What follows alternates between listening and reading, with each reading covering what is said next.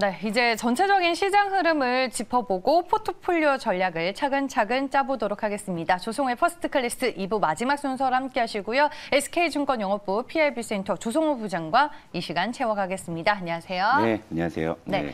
오늘도 저희가 시간이 없는 걸로 알고 있어요. 빨리 가시죠. 네, 네. 알겠습니다. 여러분들의 포트 상담 신청 받겠습니다. 02000-4822, 02000-4822로 전화 주셔서 부장님께 직접 계좌와 포트폴리오 상담 받아보시고요. 샵 2034로 문자 남겨주셔도 상담 신청이 가능하다라는 점 잊지 마시길 바라겠습니다. 그럼 조성호의 퍼스트클래스 오늘의 주제 보고 시장 얘기 더 이어가 보겠습니다.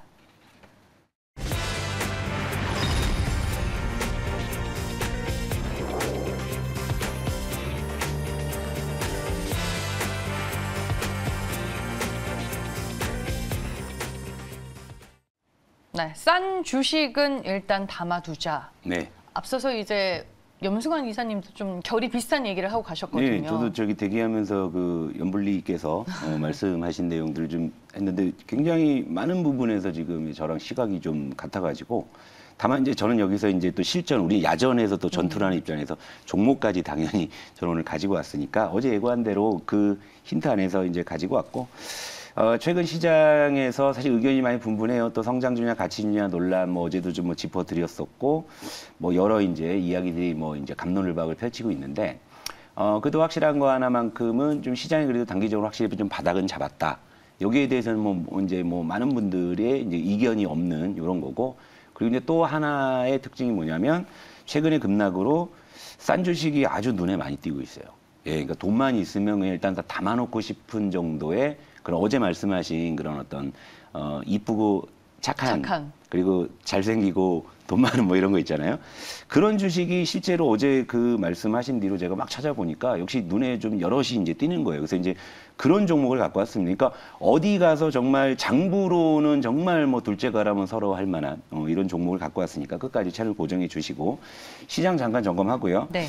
자, 어제 시장이 좀 조정을 좀 받았긴 했지만은 뭐 아래 꼬리를 달고 이제 레벨은 다시 이제 유지해주는 그런 모습이죠. 뭐 분봉으로 잠깐 봐드리면은 어제 좀 장중에 의외로 좀 이제 시장이 좀 낙폭을 좀 키웠었는데 그러면서 낙폭을 이제 대부분 축소해갖고 이제 마감을 했고 어제 이 하락에서 이제 주범은 뭐냐면 역시 또 기관인데 우리가 그동안 좀 잊고 있었어요. 이 금융투자라는 존재를 말이에요. 어제 기관이 8,300억을 팔았는데 금융투자가 무려 6,200억을 매도했어요. 또 이제 금융투자가 또 다시 좀 시장에 좀 수급에 어떤 조금 이렇게 이 어떤 노이즈를 좀 주고 있는 그런 상황인데 여기에 이제 또 하나 어제 좀 이제 이야기 나온 게 뭐냐면 또 어제 그 시장에서 또 LG 에너지 솔루션 때문에 또 이제 수급 불균형이 초래됐다. 물론 일견 그거는 맞아요. 일견 그거는 맞는데 자, 여러분 저 자막에 있는 저 수급 동향 숫자를 한번 정확하게 캐치하시고 LG 에너지 솔루션 한번 제가 그냥 보여만 드릴게요. 뭐 차트는 뭐 차트로 뭐 하자라는 건 아니고 자, 어제 기관이 8,300억 팔았고 금융투자가 6,200억 팔았어요. 그런데 어제 LG 에너지 솔루션 기관은 전체적으로 1,400억을 매수했고요. 6,200억을 팔았던 금융투자는 460억 매수했거든요. 그러니까 뭔가 숫자가 안 맞잖아요. 그죠? 예, 숫자가 안 맞아요. 그러니까 저걸 만약에 시장 전체를 뭐 이제 8,300억 뭐 6,200억 팔고 그 수량을 그대로 이걸 샀다 그러면은 그래요. 어제 LG 에너지 솔루션 때문에 또 시장 뭐 이 지경 됐습니다 하겠는데 숫자가 많이 비어요. 그죠? 많이 비니까 LG 에너지 솔루션 때문에라는 좀 확대 해석은 좀 경계하세요. 지난번에도 제가 말씀을 드렸지만 저 녀석이 어느 정도 영향을 주는 건 맞습니다만 제가 숫자로 체크해 드리는 거예요. 뭔가 숫자는 많이 안 맞는 상황이니까 제가 볼 때는 오히려 이제 3월에 FOMC에서 이제 빅샷이라고 해서 한꺼번에 좀 50bp를 좀 올리는 쪽에 대해서 좀 기관 쪽에서 먼저 좀 거기에 좀 지레짐작해서 먼저 좀 반응한 게 아닌가라는 생각도 좀 들긴 하는데. 아, 그러니까 기관이 매도한 거에 비해서 LG 엔솔을 또 그렇게 많이 사지는 않았다. 그러니까, 네, 그냥 일단은 뭐 다른 요인 때문에 판 거일 수도 있다. 그러니까 숫자가 많이 비잖아요. 네. 숫자가 거의 뭐 6천억 정도가 비니까 그럼 이거 어디 갔냐 이거죠. 근데 그랬다면 이제 좀 약간 대외 불확실성에서 좀 미리 좀 선제적으로 그리고 시장이 좀 단기적으로 좀 어쨌건 어느 정도 이제 반등폭이 있으니까.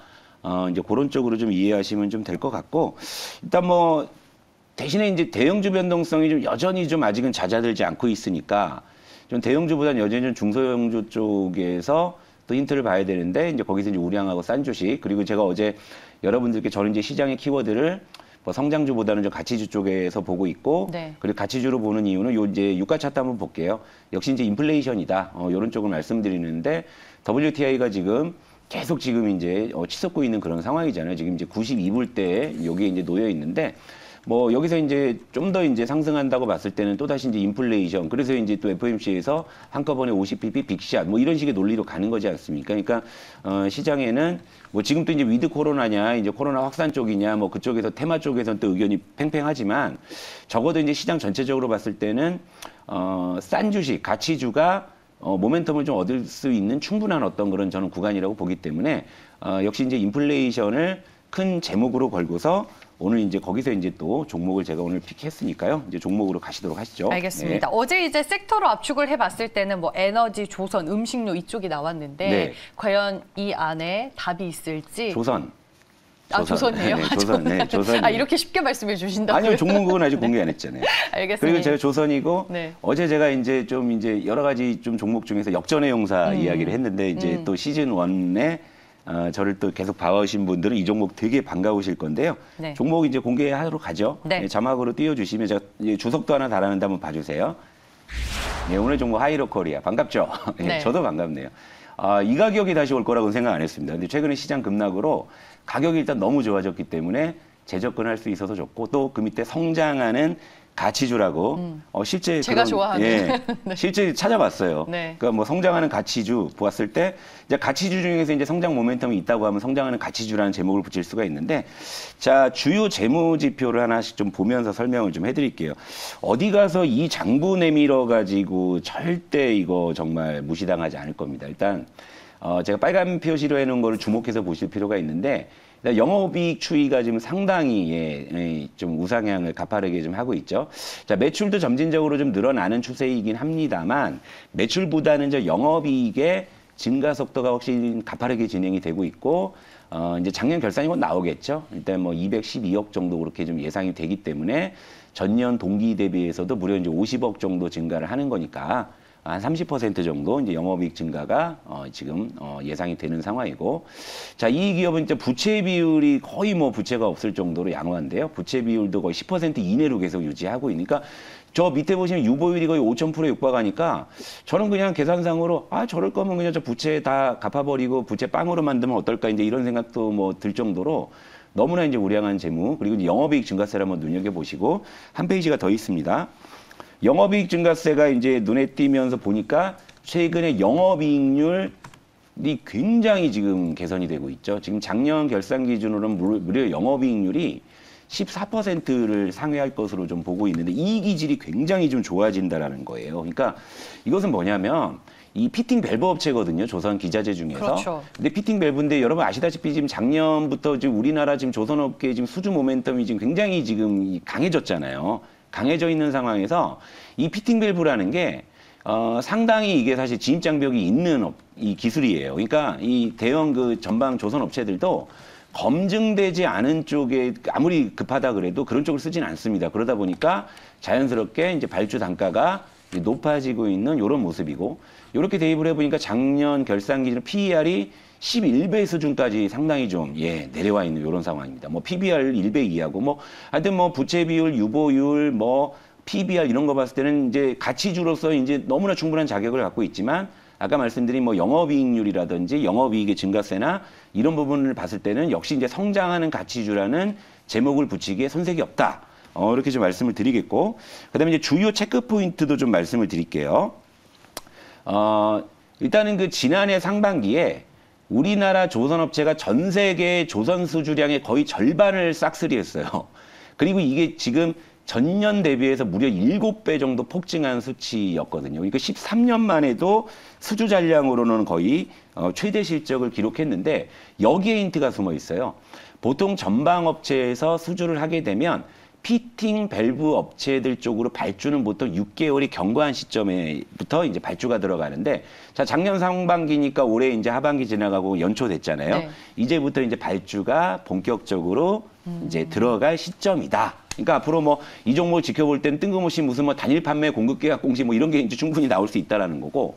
자, 요것도 한번 볼게요. 그러니까 작년 산업통상자원부 자료인데 국내 조선업계가 2021년 상반기 전 세계 발주량 2,400 52만 CGT 요거 이제 표준선 이제 환산 톤수라고 해가지고 이제 선박 수주량을 이 측정하는 단위 있는데 이 중에 1,088만 CGT 거의 절반을 수주했다고 밝혔다. 그러니까 요 모멘텀이 이제 조선 기자재 쪽에 물론 하이로콜이 아니더라도 다른 기자재들도 또 요 모멘텀을 공유할 수 있다라는 거 좀 보실 수가 있겠고 그리고 이 피팅 밸브가 물론 이제 조선 쪽에 굉장히 특화된 기술이긴 하지만 최근 보면 이제 석유, 화학 이쪽에도 적용 분야가 확대되고 있고 철도 쪽에도 확대가 되고 있는데 피팅 밸브라니까 좀 피팅 밸브라고 하니까 좀 어려우시잖아요.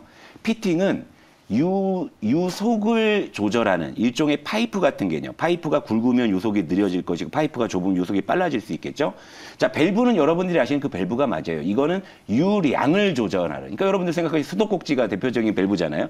이런 쪽으로 개념을 좀 이해하시면 되는데 여기에 대해서 상당히 독보적인 기술력을 갖고 있다. 그리고 이제 또 체크 포인트 또 이제 다음 장 넘겨주시면 그리고 이 종목이 지반이 굉장히 좋다. 이건 뭐냐면 다수의 글로벌 자산운용사가 지분을 대량 보유하고 있어요. 무려 지금 지분 공시한 것만 3군데인데 최대 주주와 특수관계인이 한 42% 갖고 있는 거 이외에 베어링 자산운용에서 무려 9.65% 가지고 있고 피델리티 자산운용에서도 6.65% 그리고 국민연금도 사실 글로벌 자산운용사입니다. 굉장히 해외에서 유명해요.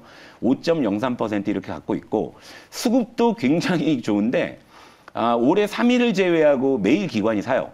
투신 사모펀드. 근데 제가 추정을 해보니까 평균 매수 단가가 17,200원, 어제 종가가 16,650원이니까 지금 현재 주가가 기관의 추정 평균 매수 단가를 하회하고 있는 이런 상황인데 올해 3일을 빼고 매수를 했는데 그 3일도 판날 보면요. 네. 하루는 1,150주, 하루는 61주, 하루는 869주 이렇게 판 거예요. 그러니까 사실상 뭐 매일 샀다라고 봐도 무방할 정도로 지금 기관이 거의 뭐 대놓고 매집을 하고 있다 이렇게 보고 있고 또 어제도 제가 인플레이션 논리 말씀드렸잖아요. 유가 상승은 해운 운임을 상승시킬 수 있고 또 선박 발주의 요인이 된다. 이런 부분까지 본다고 하면 하이로코리아는 올해 굉장히 참 드라마틱하게 성장할 수 있는 그런 한 해가 아닌가 이렇게 좀 이제 보고 있고요. 네. 그리고 이제 가격 전략으로 한번 가도록 하죠. 정말 추억의 종목이라 요게 작년 이맘때였어요, 여러분. 시즌 1 때 우리가 네. 함께 했었던 종목이었죠. 시즌 1 때 함께 했었고 네. 작년 요맘때 2월, 3월, 4월 할 때 요 시점에 우리가 접근했었습니다. 그리고 사자마자 주가가 랠리를 해가지고 상당히 시원하게 올라갔고 하지만 이제 제가 이거 끝까지 AS 못 드린 건 제가 요 시점에 이제 제가 이제 공백이 좀 있어서 끝까지 제가 AS 못 해드렸지만 이런 흐름들을 보였고 자 지금 구간에서도 다시 이제 그 구간대의 가격까지 내려왔어요. 최근 사실 이번 1월의 급락이 하이로코리아를 사려는 입장에서 굉장히 고마운 급락이었던 거예요. 왜냐하면 그 이전에 급락하기 이전에는 이미 18,000원을 뚫고 올라가려는 완전히 추세를 잡고 사실 올라가는 아까 말씀드린 그런 모멘텀이 네. 사실 반영되고 있었던 타이밍이었는데 갑자기 시장이 급락하면서 주가가 단기적으로 확 싸져버린 거예요. 그러니까 이거는 당연히 사야 되겠구나. 이제 이런 판단에서 여러분들께 말씀을 좀 드리는 거고 일단 사실 저는 개인적으로 요때 접근했던 것처럼 저는 충분히 뭐 지금 바닥에서 담아만 둔다면 뭐 충분히 뭐 이게 한 2달 정도의 30% 이상의 저는 충분히 기대 수익은 가능하다고 보는 종목이에요. 하지만 단기적으로도 지금 추세가 상당히 지금 잘 잡혀 있는 이런 상황이기 때문에 조금 더 단기적으로도 좀 강한 시세를 내심 좀 기대하고 있습니다. 적어도 급락 이전의 수준인 이 18,000원 요 구간까지는 그냥 별다른 저항 없이 그냥 저는 바로 갈 수 있다라고 보기도 해요. 그러니까 단기적으로도 충분히 왜냐면 기관이 지금 매집한 단가에서 좀 더 아래에 있다라는 거 그리고 기관이 매일 사고 있기 때문에 조만간 이제 가격 관리도 좀 충분히 들어올 수 있는 그런 이제 구간에 놓여 있다 좀 보고 있어요. 그러니까 최근 뭐 투신하고 사모펀드가 수급의 주체인데 투신 사모펀드가 이렇게 꾸준하게 사주는 종목 그렇게 많지 않아요. 지금 기관의 수급 동향을 봤을 때. 그리고 그러면 이제 목표가는 자연스럽게 어떻게 되겠습니까? 급락 이전 수준인 18,000원 일단 1차 목표가를 제시해 드리겠죠. 1차 목표가 18,000원 제시해 드리고 자, 손절 가격은 뭐 이전 저점인 14,500원 수준 뭐 요 정도 좀 넉넉하게 좀 잡아 드릴게요. 요 종목도 네. 일단 싸니까 미리 담아 놓고 뭐 좀 느긋하게 끌고 가볼 생각이니까 하이로코리아 오늘 그래서 말씀드리고 가도록 하겠습니다. 알겠습니다. 성장하는 가치주로 오늘 하이로코리아 이 종목에 대해서 설명을 해주셨습니다. 시즌2에도 수익률로 보답할 수 있을지 네. 저희가 지켜보도록 하겠습니다. 여기서 인사드릴게요. 시청해주신 여러분 고맙습니다.